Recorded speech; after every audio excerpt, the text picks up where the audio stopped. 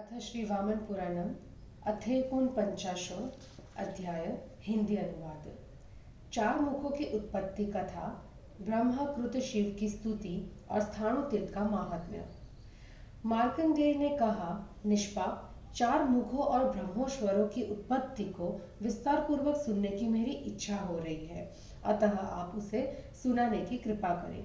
सनत कुमार बोले, अनंत, सृष्टि की कामना करने वाले एवं कमल से उत्पन्न होने वाले ब्रह्मा जो वृतांत है, उसे मैं तुमसे पूर्णतः कहता हूँ। सुनो, लोक पितामह भगवान ब्रह्मा ने उत्पन्न होते ही पहले अचर और चर रूप संपूर्ण भूतों की रचना की। पुनः उनके सृष्टि की चिंता करने पर एक नीले कमल दल के समान श्याम पतले मध्य भाग वाली सुलोचना मनोमोहिनी कन्या उत्पन्न हुई। उस मनोहर कन्या को देखकर ब्रह्मा ने उसे संतानोत्पत्ति हेतु बुलाया। उस महान पाप से ब्रह्मा का मस्तक गिर गया। वे ब्रह्मा जी उस गिरे मस्तक को लेकर सभी पापों का विनाश करने वाले तीनों लोकों में विख्यात सान्निहत्यसर नाम के तीर्थ में गए। ऋषि और सिद्धों से सेवित उस पवित्र स्थाणु तीर्थ में सरस्वती के उत्तरी तट पर चतुर्मुख मतलब चार मुख वाले शिवलिंग को स्थापित कर प्रतिदिन मनोरम धूप, गंध, सुंदर उपहारों एवं रुद्र सूक्तों से उसकी उपासना करने लगे। इनके इस प्रकार भक्तिपूर्वक शिव पूजा में तन्मय हो जाने पर भगवान नील लोहित स्वयं ही वहां आ गए। लोक पितामह ब्रह्मा ने उन आए हुए शिव को देखकर सिर झुकाकर प्रणाम किया और पुनः वे ब्रह्मा जी उन शिव की स्तुति करने लगे। ब्रह्मा ने कहा, बुद्ध, भव्य तथा भव के आश्रय स्वरूप महादेव जी, आपको नमस्कार है। नित्य स्तुति किए जाने वाले और तीनों लोकों के रक्षक, आपको नमस्कार है। सभी पापों को नष्ट करने वाले एवं पवित्र देह वाले, आपको नमस्कार है। चर और अचर के गुरु, आप रहस्यों के भी रहस्यों प्रकाशित करने वाले हैं। वेदों की दवाओं से दूर न होने वाले सभी रोगों का विनाश करने वाले, रुरु मृग चर्मधारी, शोक से रहित शिव, आपको नमस्कार है। जल की उताल तरंगों से महाबुद्धि के विघटन करने में स्वयं भी सक्षम देव, आपके नाम का जप करने वाले प्राणी संसार में नहीं पड़ते। नित्य के भी नित्य, आपको नमस्कार है। तीनों लोकों के पालक, कल्याणकारी, अप्रमेय शारीरिक मानसिक रोगों के नाश करने वाले, आपको नमस्कार है। सबसे परे अपरिमेय, सभी प्राणियों के प्रिय देव एवं सभी पापों के क्षय करने वाले योगेश्वर, आपको नमस्कार है। स्थाणु स्वरूप सिद्ध एवं सिद्धों तथा वंदियों के द्वारा स्तुत, आपको नमस्कार है। संसार के प्राणियों के लिए दुर्ग बने हुए आप विश्व रूप के लिए नमस्कार है।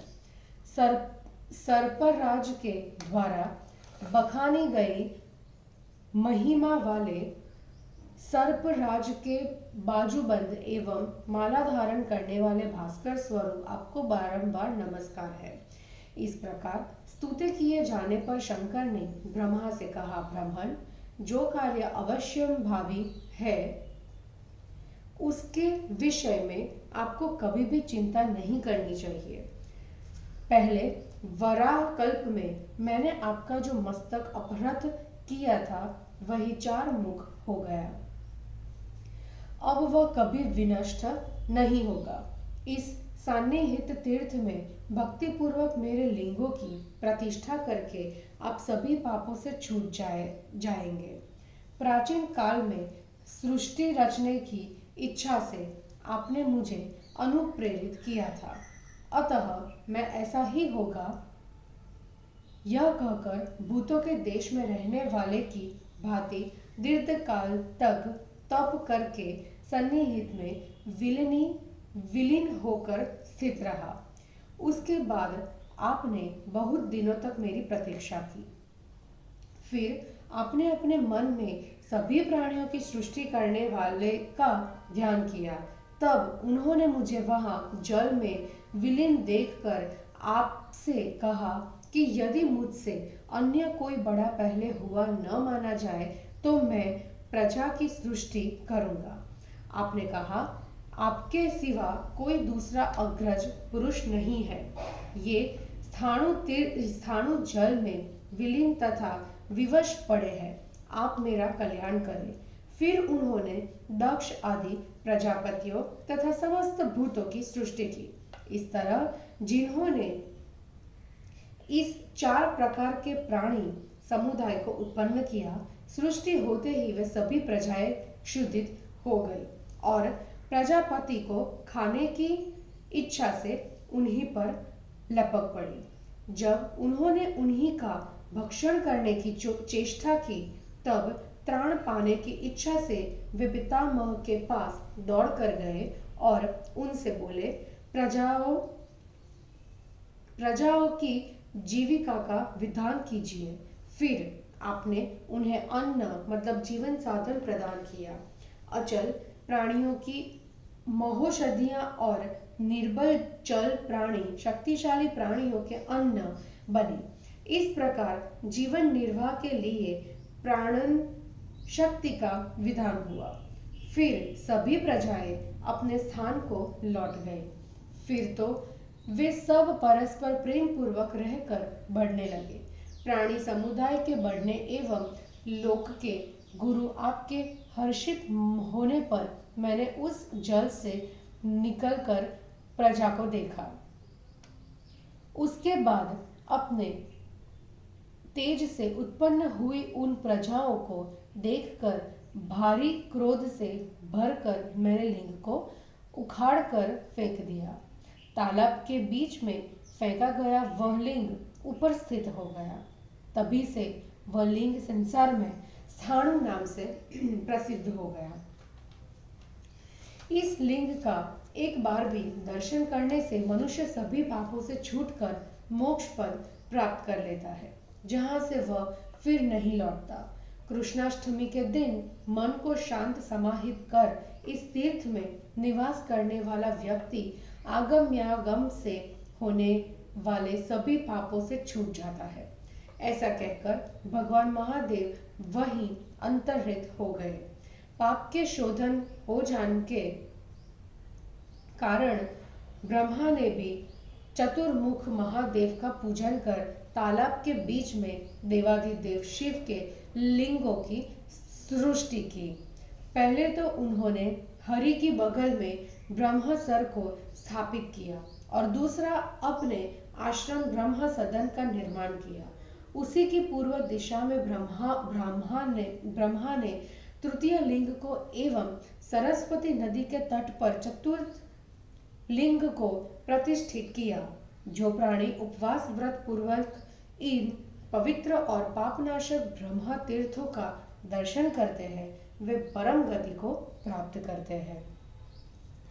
सत्य युग में हरि के बगल में, त्रेता में ब्रह्मा के आश्रम में, द्वापर में उसके पूर्व तथा कली में सरस्वती के तट पर स्थित लिंगों का भक्ति पूर्वक पूजन एवं दर्शन करने से मनुष्य सभी पापों से छूटकर परम गति को प्राप्त करते हैं। सृष्टि करने के समय सरस्वती के उत्तरी तट पर भगवान ब्रह्मा से अर्चित भगवान महेश्वर चतुर्मुख नाम से विख्यात हुए। मनुष्य उनको श्रद्धा के साथ प्रणाम कर लोला सांकर्य तथा वैभांडसाकर्य से उत्पन्न सभी पापों से मुक्त हो जाता है। उसी प्रकार द्वापर युग के आने पर अपने आश्रम में शंकर का पूजन कर ब्रह्मा सर्वा सांकर्य से उत्पन्न होने वाले रजोगुण के भावों से मुक्त हुए। मनुष्य कृष्ण चतुर्दशी तिथि में वहां शंकर जी का पूजन कर अभक्ष्य अन्न के भक्षण करने से होने वाले समस्त पापों से विमुक्त हो जाता है। कलिकाल आने पर वशिष्ठाश्रम में स्थित होकर ब्रह्मा ने चतुर्मुख मतलब शंकर की स्थापना की तथा उत्तम सिद्धि प्राप्त की। जो लोग वहां निराहार, श्रद्धा युक्त और जितेंद्रिय होकर महादेव की पूजा करेंगे वे परम पद को प्राप्त करेंगे। इस प्रकार मैंने आपसे स्थाणु तीर्थ का महात्म्य बताया, जिसे सुनकर मनुष्य सभी पापों से मुक्त हो जाता है।